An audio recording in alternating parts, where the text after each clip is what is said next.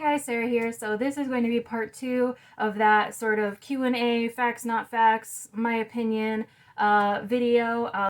The first one, I recorded the whole thing and then realized how long it was, and I thought this would probably be better if I split it up into 2 different videos. So this is the second video. Again, I'm still running the tie-dye, the TD30, as a discount code on my website. It's 30% off, so check that out on my website. It's not just for the tie-dye shirts, it's also for regular white shirts and any other thing that's up on my website right now that's not a snake. And I even have a discount on my one remaining snake that's up there right now. As of recording this, I'm not sure if he'll still be there, but I believe that I have him for like 10% off or something as well. So go check out my website, and I'll go ahead and jump into the video. The next question that I got was what age to stop popping the corns for sexing them versus probing. So at what age do you transition from popping them to probing them? The answer is, like, if you're going to do it, and again, I don't recommend anybody does this without learning first from someone who already knows how to do it, or something like that, maybe learning from a vet, and something. So don't just go squeezing your snake willy-nilly. But I typically, it's going to be like at a year to a year and a half old. Part of that is because I have small hands, and so it's difficult for me with the technique that I use to pop to pop snakes that are older than that, because they're normally too long for me to do that with. So then I'll get like the smallest probe that is available, and I'll use that instead. And usually at about a year to a year and a half old, corn snakes are going to be big enough for those extra small probes. So you shouldn't have much of an issue there. But technically, snakes can be popped their whole lives. So if you have the technique and you have big enough hands to do it when they're older, there's really no reason not to do it. But for me, because I have small hands, it's difficult for me to do it properly after they're a certain age, and that's just what I'm comfortable with. So again, I don't recommend doing it if you do not have the experience of it in general. Another thing that's really interesting that was brought to my attention very recently was that not all hypomelanistic corn snakes have clear sheds. I have mentioned before, if not on my channel, definitely I know I've talked about it on Facebook, about how if your snake has a clear shed, assuming it's not an amelanistic type, it's probably a hypotype.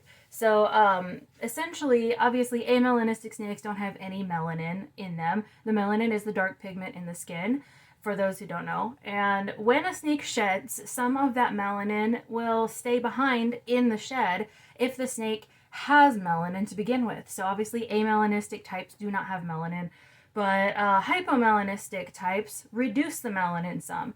And from my experience, all of my hypomelanistic types had no pigment left in their sheds. It was completely clear. You could barely sometimes make out a pattern, but it was not noticeable enough for me to be like, oh yeah, that's obviously melanin left behind. And then you get your normals, of course, that have like very obvious melanin in their sheds. But apparently, especially recently, I've heard a lot of people have hypomelanistic types that still retain melanin in the sheds. And that was something I didn't know. I found that to be interesting. Everyone that I spoke to or spoke to me about it, I believe they were all hypomelanistic type A specifically who had this. But mask will also retain the melanin. I believe castagna will also retain some melanin. Dilute retains some melanin. So as far as like which hypotypes will and will not retain melanin in their sheds, at this point, I really can't say 100% sure either way. I can say that of all of the Ultramels and the Sunkissed that I've ever had, no matter how dark they were, they always had clear sheds. But that is my experience. And my experience isn't, I haven't experienced every single, Ultramel and Sunkissed corn snake that's ever existed. So, we all learn new things every day. And now we know that sometimes hypomelanistic snakes will actually have some melanin in their sheds. And I thought that was really cool. Okay, the next question is what temperature to incubate corn snake eggs at? And I incubate mine at 82 degrees Fahrenheit. That is, they stay at 82 degrees the whole time. And they always hatch like between the 62 to 65 day mark. I think that that's a reasonable temperature. I would not ever put them above like 83. I think that that's too high. And I don't think that I'd ever put them lower than like 78. I think that that's too low. A lot of people do like the low and slow method, which is you keep them a little bit lower. They grow slower, but they are bigger when they hatch. And that's not a bad thing either. You get the opposite, of course, if you incubate at really, really high temperatures. I was accused once of purposely incubating my snake eggs at a really high temperature so that I would get deformed babies so that I could make money. And that doesn't make any sense because if you guys have ever like spoken to me, you know that anytime I have a kinked baby, I give it away for free as a pet. If it's a really severe kink and I don't think the snake is going to make it, we do cull them. I'm not going to go into details about that, but I don't make money off of snakes that are kinked. I never have. I don't care to. I think the most I've ever sold one for was like $10, and that was just like to cover. I think I had had that snake for months and months and like had been feeding it and raising it. And so I thought, you know what, like for $10, that just pays for the food that's gone into the snake and the parents and all that. Like, I remember specifically, I think it was 2016 was like my worst breeding year ever. And I had a lot of unfortunate issues going on with kinks and fertility that year. But that's neither here nor there. I incubate my snake eggs at 82 degrees, maybe varying 1 or 2 degrees, so you know between 81 and 83. But they don't get above 83, and they don't like at the very minimum, like I said, 78, 79, and that's like if my heater turns off for some reason. Like I don't let them get below that temperature. The next question is how many times a week do you feed your snakes? This is, for me personally, I feed my baby snakes 2 times a week until they're big enough for fuzzies, and then I move them to 1 time a week. All the adults get fed 1 time a week, and sometimes they only get fed every other week, depending on the snake. So if it's a snake that, you know, especially a male, males don't need as much like weight on them as females because the females have the eggs. So I typically will feed my males a relatively large meal once every other week. The females will eat, depending again on the female, either a medium size or maybe a slightly larger meal once a week, and they're fine with that. The babies, like I said, I'll feed them twice a week. And if they don't eat twice a week, they only eat once a week. That's also fine. I don't try to, you know, do any special tricks or anything that second time in the week to try to like, you know, make them want to eat more, because some babies just don't want to eat twice a week, and that's okay too, as long as they're eating consistently and they're shedding and they're pooping and they're doing all the things that they should do and they're relatively active and they're not losing weight. As long as they're gaining weight as babies, then they're usually fine. But again, that's just me and my opinion and what I do. Another thing that someone brought up to me that I thought was really interesting was when it comes to sexing snakes, this isn't just about the popping and the probing, but it's also about counting scales. You can count the scales on the shed skin of the snake as well. You do not have to sit there with your snake that's squirming around and count every single scale from the vent to the tip of the tail to find out if it's male or female. You can wait till it sheds, and then as long as it's a full piece of shed skin, you can count the scales between the vent and the tip of the tail to find out if you have a male or female. I will put the numbers for male and female down in the description below so that you guys can see those numbers. I don't remember them off the top of my head. I feel like the numbers that are in my head are not right, so I'm not going to say them here. I'll just put them in the description for you guys.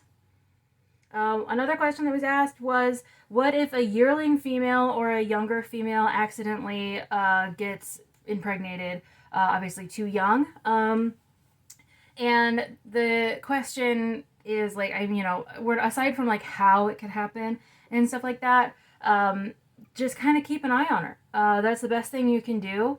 After she'll have a shed like 2/3 of the way through her pregnancy.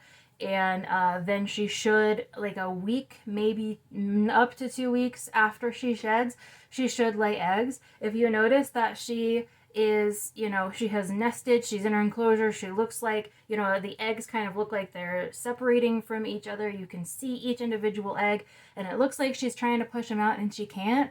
That is a call for an emergency vet visit. If she cannot push the eggs out, that's definitely a call for an emergency vet visit. If she gets some of the eggs out, but then it's been like a whole day and she still has a few stuck in her, again, emergency vet visit. Like, you want to make sure that those eggs do not stay stuck in her.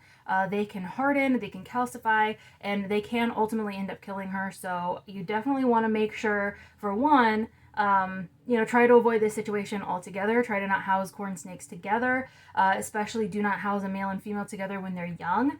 But if that is something that has already happened, obviously, like, I'm not going to chastise anyone for that. It's a mistake that anyone can make, especially if, maybe you purchased from a breeder and the breeder told you they were 2 males or 2 females and you end up with one of each.